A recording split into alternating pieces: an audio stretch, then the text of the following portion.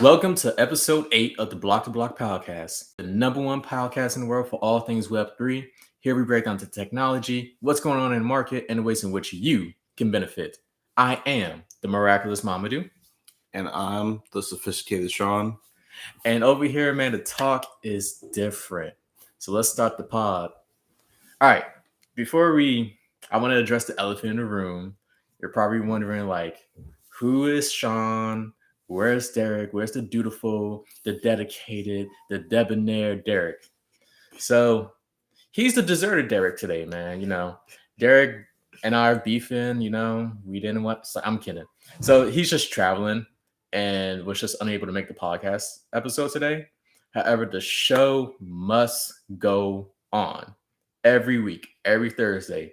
And so we wanted to bring in my boy, the sophisticated Sean here, to really just make something special. And this is going to be one of them ones. So before we even get into the pod, I'll just want Sean to take a second to introduce himself, let the people know who you are. Yeah, what's up? I'm Sean. I'm a software engineer. I've been developing apps and websites for 6+ years at this point. Currently breaking into Web3 as a developer and working with Relink on some future projects in the works coming to neighborhood near you soon. You see, Sean's being really modest, but what he's saying is them Relink boys are serious, man. We got one of the best software developers in the game, full stack developer, front end and back end. He knows it all and has been really honing his craft. So, later on in this episode, we're definitely going to have a segment dedicated to just talking about Sean's experience as being a developer and what that journey is looking like in terms of being a Web3 developer, adding that to your repertoire. But yeah, man. So we're super excited. We do want to just start off with some quick updates. So tomorrow I will be traveling. Well, actually not tomorrow. I will be traveling to DC today in the evening for our art show, the Patrick Henry Mr. Out the Frame Weekend Experience, the first ever physical NFT art show in DC, happening on Friday and Saturday. It's going to be a vibe. It's the Eventbrite will be listed in the description, but it's going to be really dope. So if this is your first time tuning in and you're like, what the hell is a physical NFT? It is when a NFT, which acts as the digital certificate, is paired to a physical product or a collectible. And, that's the whole premise of the Timbuktu, the first ever physical NFT marketplace. And man, Patrick Henry, man, straight out of Jamaica. You're Jamaican, aren't you? Yeah. Boom, boom. Shout out to Jamaica. Shout out to all my Jamaicans. But, Patrick, he's from Jamaica, lives in New Orleans for some years now. And he makes 3D artwork. So what that means is not digital in a sense, but he has physical artwork made on wood canvases, and the artwork literally pops out of the frame. So Derek, he highlighted it last episode. There's some of the work that's going to be there. You'll see some of the work posted as well on our Instagram at Relink Global. Super fire. And what's dope about the art show expedition or the weekend experience is, it's a collaboration as well. We're going to be donating some of the proceeds to the Howard Art Department. We're also going to be donating some of the proceeds to the Howard University undergraduate chapters of Alpha Phi Alpha, the Alphas, and Alpha Kappa Alpha, the AKAs. And we're actually doing something private and exclusive for the Kappas that following week, which is to help raise funds for their scholarship program. So it's definitely a vibe. It's definitely a way for us to, really utilize the triple C's that build the Timbuktu platform of culture, community, and commerce. And so once again, the description to the Eventbrite will be in the description. Do not miss out on history. It's going to be a vibe. Definitely check it out if you're in the area. Man, you want to be there, right? Yep. And wait, there's more. Next week for the Bloc to Block podcast, Derek and I are going to get over our beef, and we will be doing a live show together in person, first time ever, in Miami. So, Hey. yeah, so what we're doing is we're having well, we're going to attend a conference, a tech conference sponsored by Black Men Talk Tech. You know, it's an organization that's focused on building that ecosystem of Black tech professionals, founders, and investors. And so we're attending their conference in Miami next week. So that's going to be a vibe. You know, I will be dripped out. Shout out to Efi, the stylist consultant for Relink. And that's going to be a vibe. So Derek and I are going to be in person, and we'll be able to give you that live show experience with both of us being in the same room. So, yeah, man, super excited. And from that, I'm just ready to start the pod, man. Start the pod. You know, this episode is going to be very interesting because you're going to see that security and legalities are going to be like kind of like a big thing for today. So, first news topic I want to talk about is Binance. Binance, which is the world's largest crypto exchange, bigger than Coinbase, had undergone a cyber attack last Friday, which resulted in them losing over $500 million worth of tokens. Yeah, so it was a really crazy situation in which what happened was these hackers, they attacked a cross bridge that was linked to Binance's BNB blockchain. And a cross bridge is just essentially a tool that you use to connect and move tokens and other assets from one blockchain to another. So you want to like move it from like Binance to like a different blockchain, like maybe Solana or what have you, right? And so that cross bridge was attacked. So during that transfer of like all of these BNB tokens, which is Binance's cryptocurrency, they lost 2 million of them joints, man. Wow. And it was a huge thing in which like the operations for Binance had to be suspended temporarily last week. And they had to like really figure out what was going on and like why they were getting hacked. So people couldn't trade on Binance last week. Last Friday, I believe it was for roughly a day or so. But yeah, their operations got halted. And once again, Binance is the largest crypto exchange. So you guys may be familiar with like platforms like Coinbase, where, you know, if you're interested in buying cryptocurrency and you don't know where to start, you can go to these exchanges and get like your Bitcoin.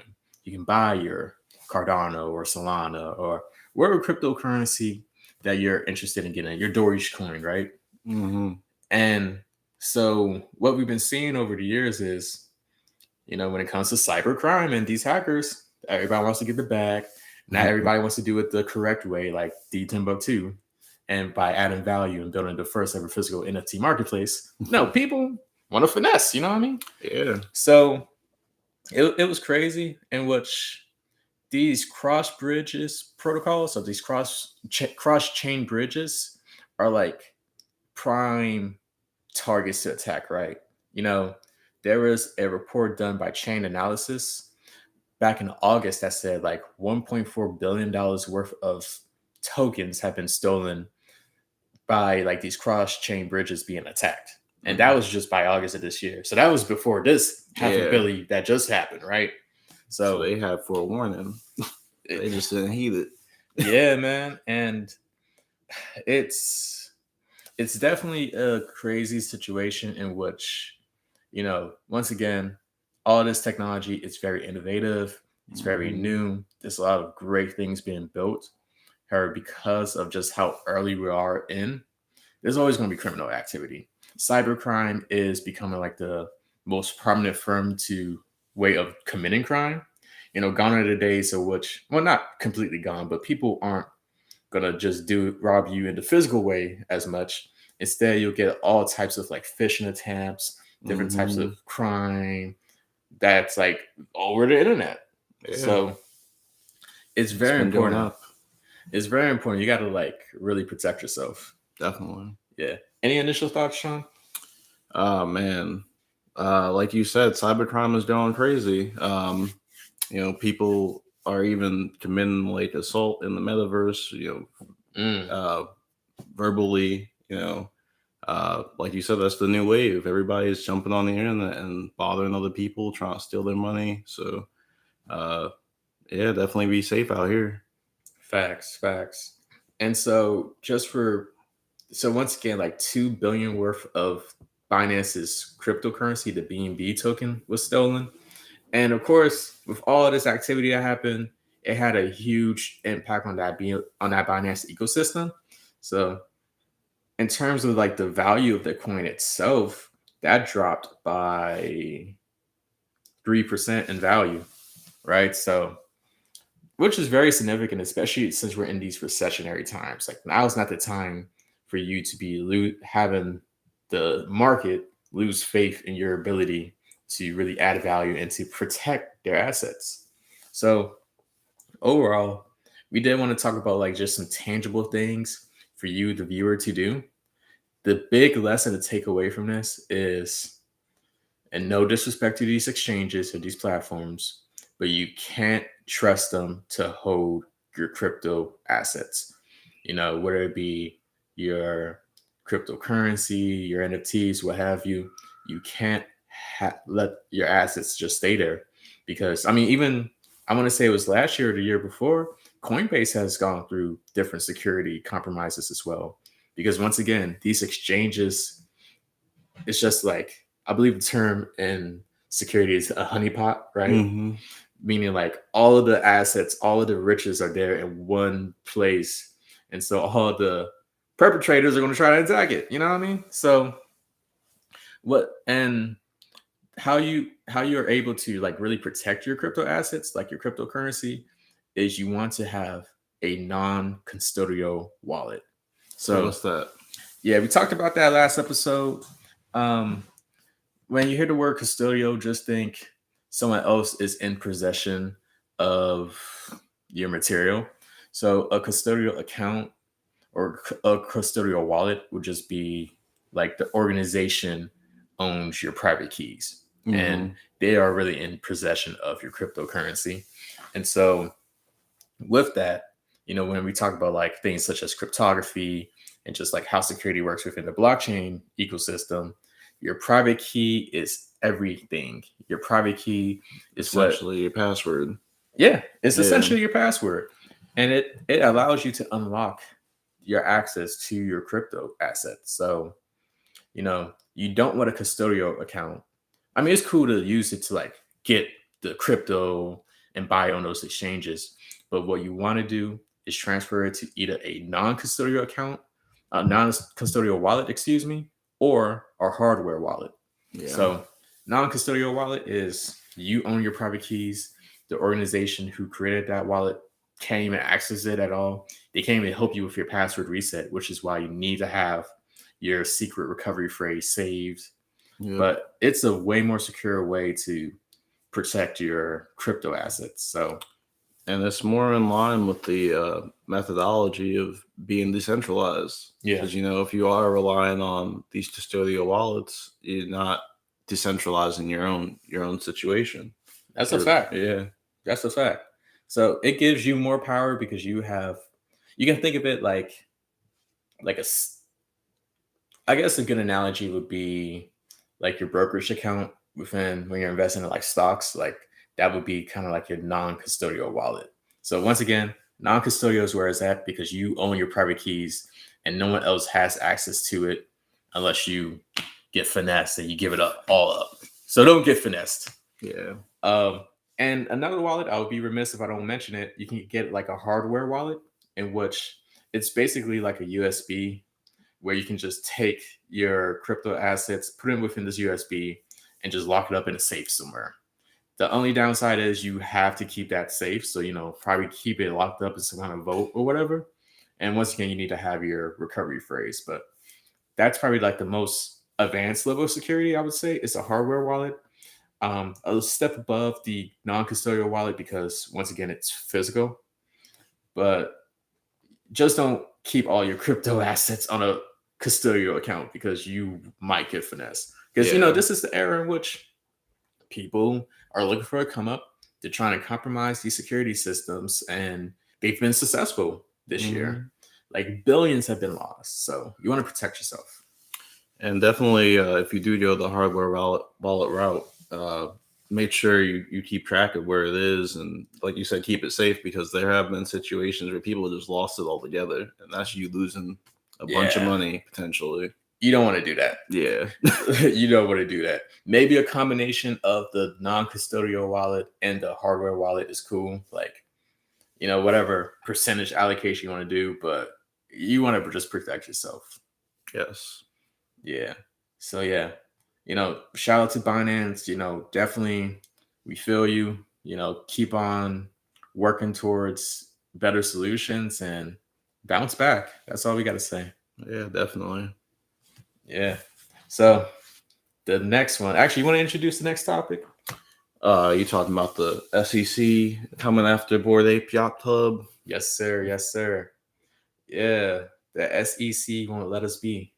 So the SEC, which is it's a governmental agency here in the U.S., the Securities Exchange Commission, they're investigating the Bored Ape Yacht Club, or specifically Yuga Labs, which is the company behind Bored Ape Yacht Club, to really understand if the fact that their NFTs and their cryptocurrency, the ape coin, to see if it should have followed the same rules as like a stock listing, right?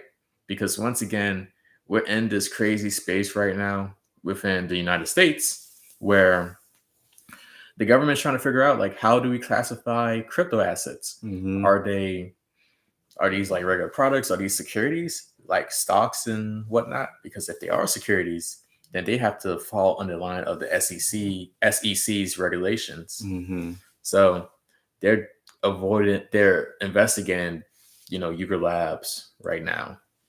And it's definitely a very interesting time because, I believe even if you're not that familiar with NFTs in general, everybody's familiar with Bored Apes, right? Because that's been the one that was very all of the news, all up in the news, all up in the videos. Celebrities was buying them, yeah. I think Curry had a Bored Ape Yacht Club hoodie or something. Wow. Eminem bought one, right? I didn't even know about M. Yeah, and so the Bored Ape Yacht Club there's 10,000 tokens that's in circulation, so it's pretty exclusive. And I believe as of right now, of saying this, the floor price is 90 something thousand. So it was much higher when the market was booming last year, but it's still close to that 6-figure range. Yeah. And from a business perspective, what they've done is really interesting. They really built up the hype around their brand. They have this NFT that if you own it, you join this exclusive society. And now they created their own cryptocurrency, the ape coin, in which that's the medium of exchange where all the purchases and power and all that cryptocurrency, it acts as that medium, right? So it's very interesting from a very brand perspective, a beautiful case study. However, the government is involved.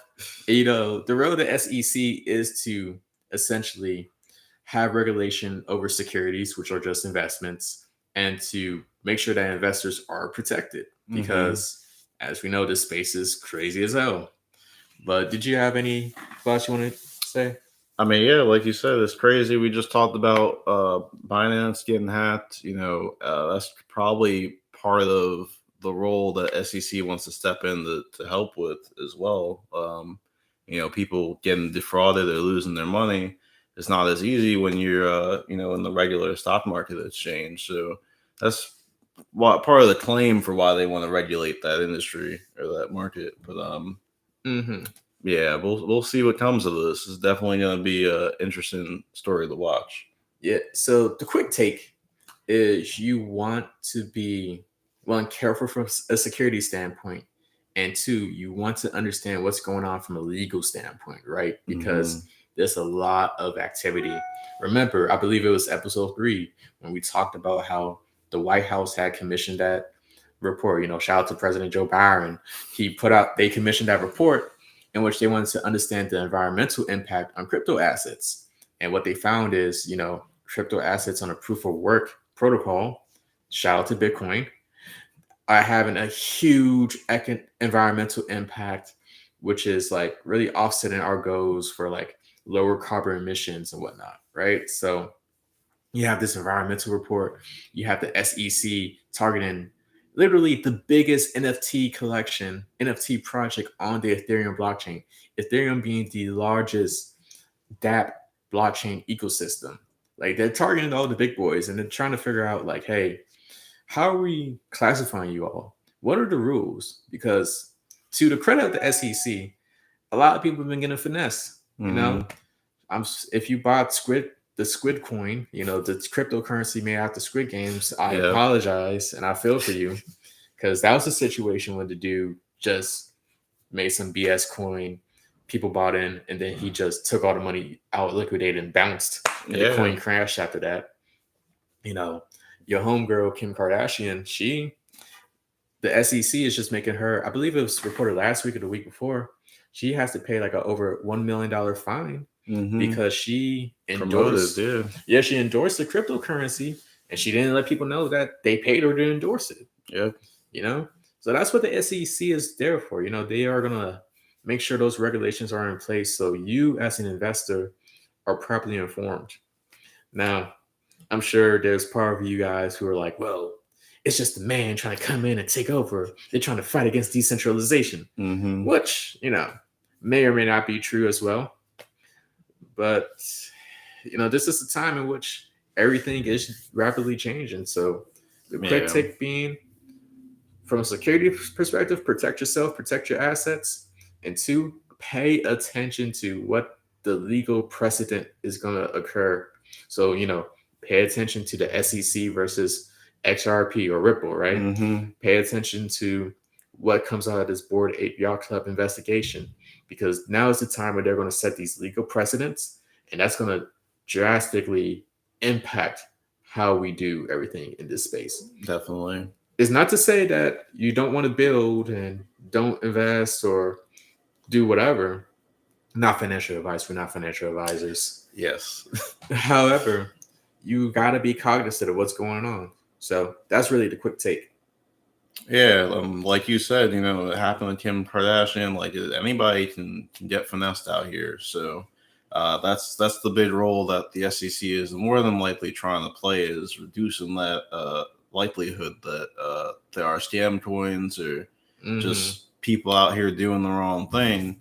But like you said as well, we'll see if they try to impact the decentralization aspect. Hopefully not, and hopefully they just stick to their role of making sure everything's all kosher. Right. And if you are like, dang, how do I stay updated? If you want like quick updates in a way that's broken down like very, very well, keep watching Bloc to Bloc, the best podcast in the world for all things Web3. We hear it every Thursday. Yeah. So I know you guys are getting impatient. We want to learn about Sean. I want to know why he's a sophisticated Sean. Wait. We just got to talk about the NFT market. You know, each week we talk about like the market performance, right? And then we'll talk about Sean's story. So be patient, you know. Stop. I see the chats. I see the comments. I read minds, y'all. Yeah, so, you know, once again, each week what we like to do is just like from a 7-day perspective, just talk about the performance of the NFT market, because by evaluating how the NFT market is performing, you get a good sense of how the overall Web3 market is performing in terms of market or sales activity. So within the past 7 days, we have seen a drop of total sales by 5.05%, and total sales have dropped down to 53,388 total sales. So like total transactions that have occurred within this 7-day period. So even though we've seen this 5% drop, what we have seen is a very slight increase in overall sales volume, right? So the overall value of these transactions. Like when I say a small bump, I mean like 0.33%, so not even 1%. But despite this 5% drop in total sales volume has slightly risen up to 29.5 million. So overall, there's still a lot of activity that's happening.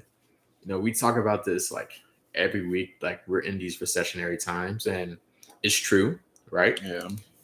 Things are going to be tough, but that doesn't mean that you can't find and carve out your own niche within this space. So, for all my creators, all my entrepreneurs and culture makers who are out here building, don't be discouraged. Keep your head down and try to figure out how to package immense value and, work for the long run.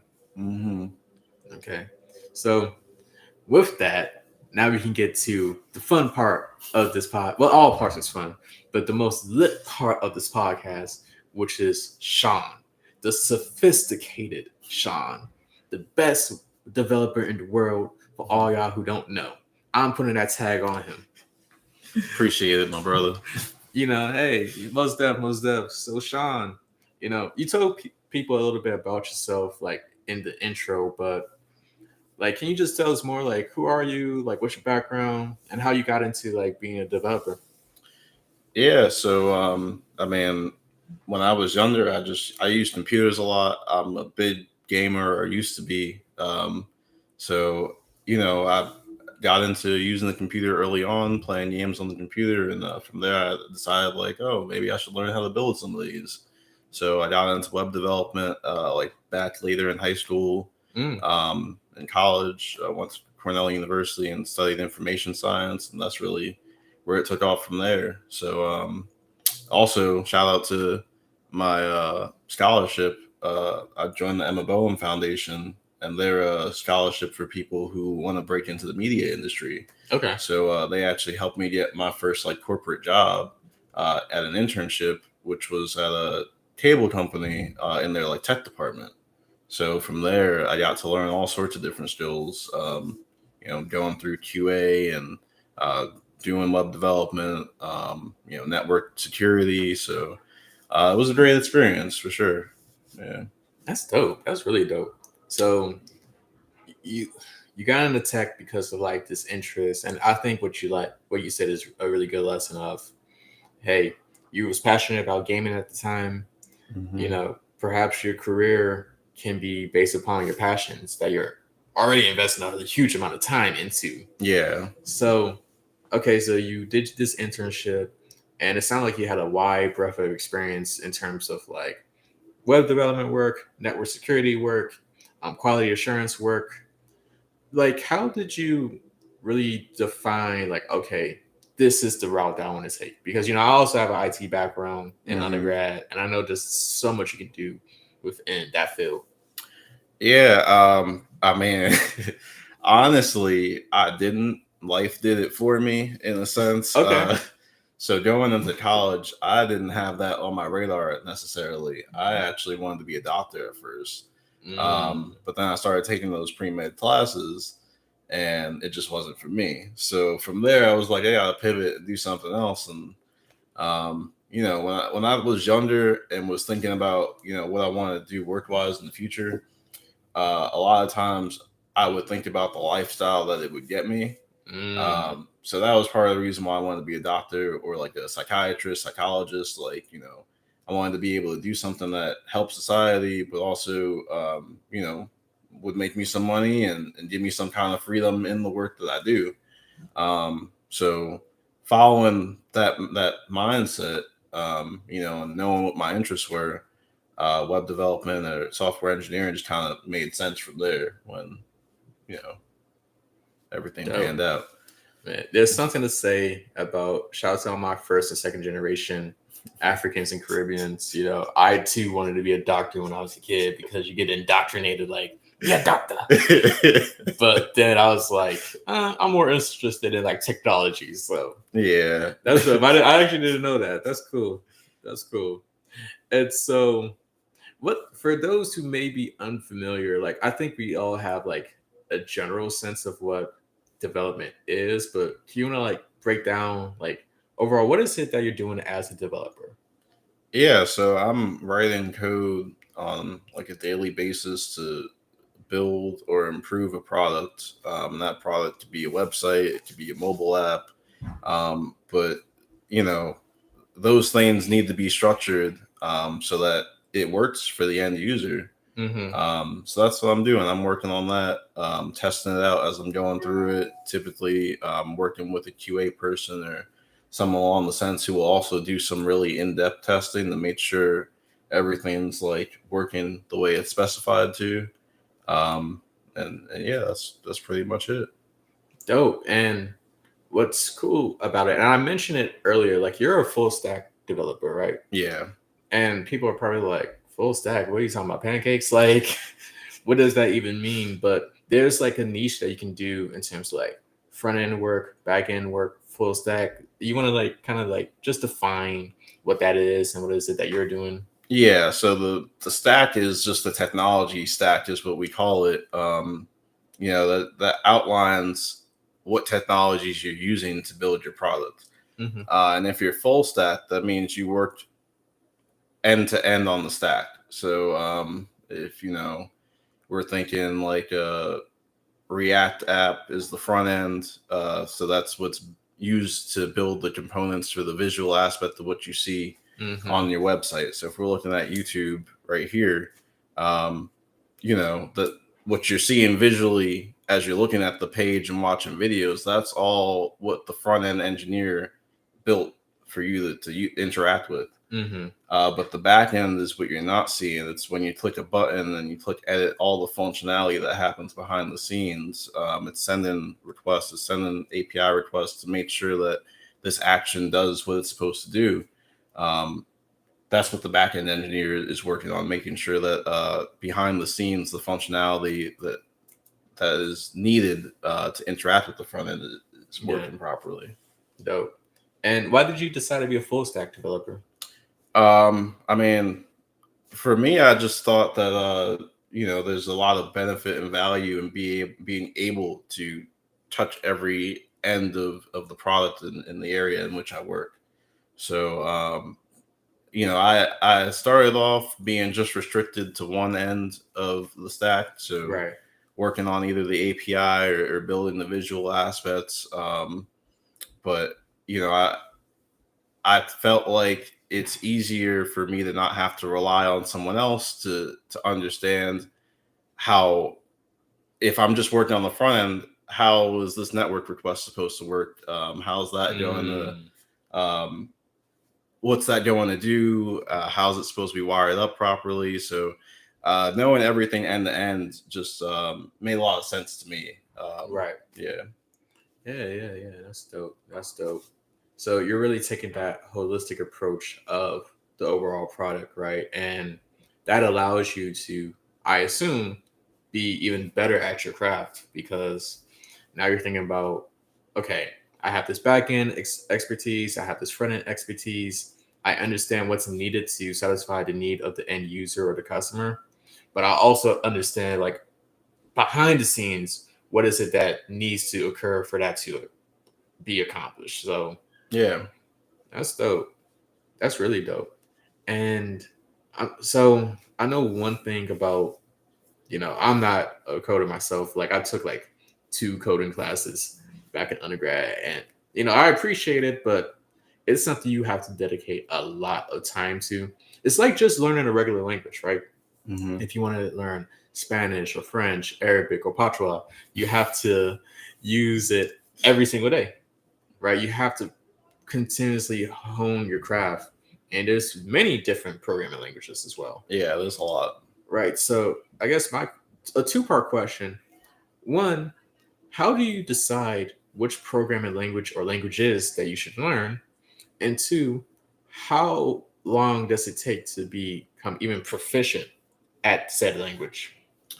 I mean, that's for the first question, it's kind of dealer's choice. There are a lot of, like, in the community, it's what's understood as like entry level programming languages. They're like the common beginner languages, things that everyone kind of needs to understand if you're in the industry. So for instance, like HTML is, if you're going to be a front end engineer, you need to know HTML and CSS, like, the basic. As I mentioned earlier, React is like a library that allows you to build front end components, but you need knowledge of both HTML and CSS to make use of that library or to make use of other frameworks. So yeah, there are just some basic languages that you'll need to know at an entry level, and then from there you can branch off and venture off into the other like more complicated or just different ones, you know. And then I think I also said like it's just kind of circumstance. Like, you know, if you're trying to get your first job, you'll see in the job posting what they're looking for. That might be what you want to study. So you know, and if you go to school for it as well, that's what your teacher is going to tell you. All right, you're going to study Java or you're going to study Python to start off getting some programming fundamentals. But once you learn how one of the languages work, oftentimes they all work pretty similarly. You know, their syntax will be slightly different, and then under the hood, the way they actually work and operate, they'll have different rules that they abide by. But at the end of the day, like 90% of what you know, or like 85% of what you pick up from one language is transferable knowledge. So, you know, if anyone's just looking to get started, I definitely recommend just getting into it, learning something. And then once you start to feel like you're comfortable with that, then you branch off and then you'll see, oh, okay, so some of the basics of this also work over here. Yeah. So, yeah, fabulous advice. And how many hours does it take to become proficient, would you say? Like how long should they be honing their craft? I mean, you know, like you said, it's similar to learning the language. So you want to spend time on it if you can daily. You know, everybody's busy out here. So if you could spend like an hour or two dedicating some time to it, the longer you do that, the better off you'll be. You know, they say it takes 10,000 hours to master anything. So Right. You know, I feel like the same rules apply, but some people pick things up faster than others, and might, you know, it's gonna vary. Dope. And any advice for like, all right, you're getting into this field, you're trying to learn like what is like front end, back end, or a language or what have you, you're honing your craft. Like, what are some ways in which you can like really, for lack of a better term, kind of boost that performance? Like, I know you've done a lot of different projects for individuals. Like, is that the approach? Like, do I learn a language for like maybe 3 months and then try to find a project to work on? Or Yeah, I mean, definitely. I mean, even if you're not trying to find a project to work on for someone else, I would say the biggest thing when it comes to trying to be a like software engineer in particular is being curious. So, right. you know, be open to learning different things, and part of the being curious is like building stuff for yourself. You know, there are plenty of apps that you might see or interact with on your phone, on your computer. Ask yourself, how can I make the same thing? How can I make YouTube? How can I make Instagram? Or even simpler, how can I make the calculator app? You know, how can I make Flappy Bird or like whatever, you know? So I like that. You know, try to make something for yourself, whether it has great use or not. Just try to start building stuff. Right. And you'll gain a vast amount of experience just doing that. And I assume another cheat code as well to that. Like, let's say, so going back to you as an example, you're someone who, at least back in the day, you had a passion for gaming. So maybe like a project is, hey, after 3 months of learning, I want to like make my own video game. It doesn't have to be complex, but like similar to Flappy Birds, it's just a bird who flaps over blocks. And then you can like test it out with like your friends or family members, right? Exactly. Because I believe that's how, I want to say Flappy Birds, or what's that word? It's like a word game that everybody was Wordle. Like, I think that was the situation. That developer, he or she just put something together. Yeah, for his girlfriend or his wife, and it just got viral. So, oh man. So, you know, that's stuff that you all could look into. All right, I do want to transition into like just the whole Web3 component, right? Because we talked about what it's like to really grow and hone yourself as a developer. Just curious, like, what was your interest in like Web3 development? Let's just start there. Like, how did you get into that? I mean, just being in the industry and seeing what's going on in the world, they're talking about Web 2 being where I'm working now. Web 3 is supposed to be the future. Again, being a curious person, I'm just like, let me see what this is about. So it's not just for me. It wasn't just getting exposed to crypto and for myself, buying my own NFTs or buying different tokens for my own like investments. It's how is this going to work in the industry as this industry evolves. So that got me interested, especially when they started talking about decentralized apps. I'm like, I build apps as it is. Let me learn how these work. So yeah, I got curious and just really got into it. Cool. And how different has it been so far from like what we've done traditionally? It's a little different. I mean, from what I see so far, all the same front end skills transfer in that world. So again, like building those visual components for people to interact with, you'll still use a lot of the same libraries. You might use Vue, you might use React. So that knowledge is very transferable, but the back end component of it is different because we're talking about decentralized data. It's not about you building out your own proprietary database for a company or for yourself that no one else can access unless they have the keys and the passwords for it. It's about having that data be available to everyone on the blockchain. So it's a different way of looking at it for sure. The blockchain, in a sense, like that token or that contract can act as a store of database information that's publicly available to anybody that looks up that transaction. Dope. Yeah, and it goes back to what you said prior, right? Like that's the importance of like learning these foundational languages, if you will, because at the end of the day, I would envision like creating a new programming language is very difficult, and creating a whole new syntax, which is like the way of writing out the code or all these rules, like from scratch, is probably a huge project in itself. So why not just take from like what's already out there and just add your own little tweak to it? So that's a good point about like, hey, all the front end developmental skills are virtually the same. They're all transferable skills, and while the back end architecture may be different, like I'm pretty sure that skill set and your ability to learn a specific Web3 programming language is not going to be, you're not going to have that huge learning curve. It's going to be a learning curve, but not like a very steep one. Definitely.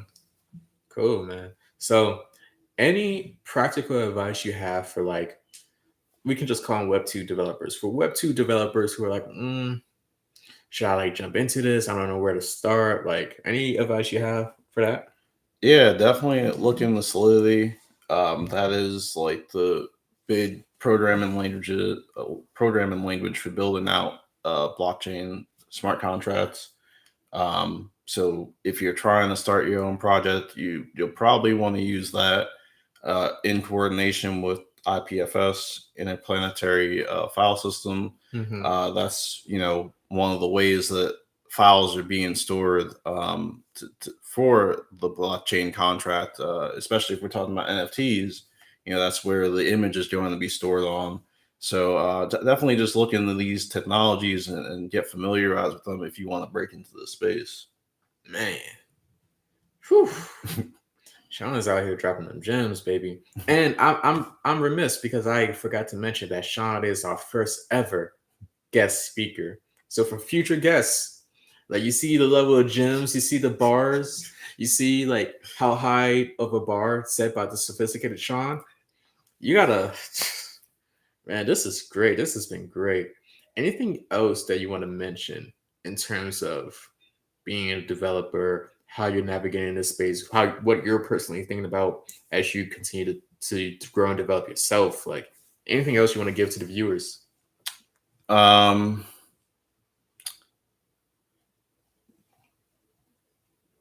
Yeah, I mean, definitely just keep learning about it. Like I said, even just the concept of decentralization is huge for this industry. It makes you look at Web 2 in a whole different way. Right. Just currently, if you post something on someone's platform, if you post it on YouTube, it's not owned by you. It's owned by YouTube. But in this situation, we were talking Web3, that ownership aspect, it shifts all together, and that's the big game changer for me. Absolutely. Well, thank you very much, Sean. Yeah, for sure. This has been great. We definitely have to get you back on a future episode. And that's why Sean's with the Relink team, baby. Y'all can't have him. He's gonna get a Timbuktu chain. It's gonna be a giant T. So, well, we have to get you a shirt at least. Yeah, I'm down. Yeah, most definitely. Well, thank you all for watching today's episode 8 of the Block to Block podcast, the #1 podcast in the world for all things Web3. Please make sure to like, comment, subscribe, and share with all those who you believe should hear this knowledge. Once again, I am the miraculous Mamadou. And I am the sophisticated Sean. Thank you.